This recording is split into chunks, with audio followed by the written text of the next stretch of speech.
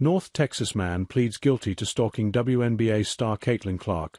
Gets 2.5 years in prison. A 55-year-old North Texas man, who told police he was in an imaginary relationship with WNBA star Caitlin Clark, was sentenced to 2.5 years in prison Monday, after pleading guilty to stalking and harassing the Indiana Fever guard.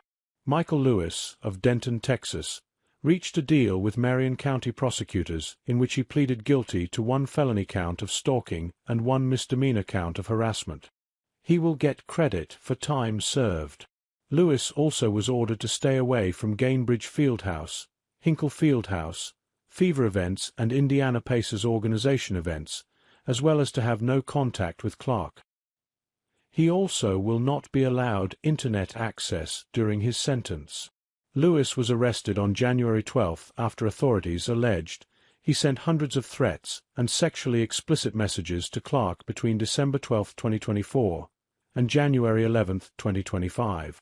Lewis, who prophesied during Monday's courtroom proceedings that the end of the world was coming, also was recommended to get mental health treatment. The FBI tracked the IP addresses of Lewis' messages to a hotel in downtown Indianapolis, as well as the Indianapolis Public Library.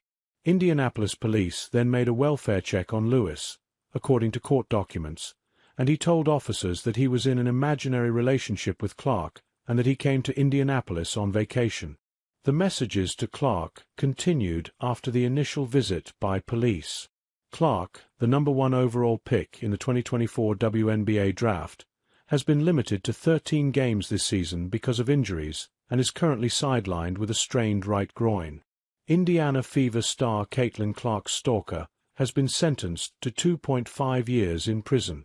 Michael Lewis, aged 55, has been accused of threatening and sending sexually explicit messages to Clark for over a month. Focusing on the series of his activities, the guilty has also been recommended for mental health treatment. The guilty person was arrested a mile away from where the Indiana Fever played their games. Lewis, however, defended himself, saying that the messages were not threatening. He instead wanted Clark to be safe.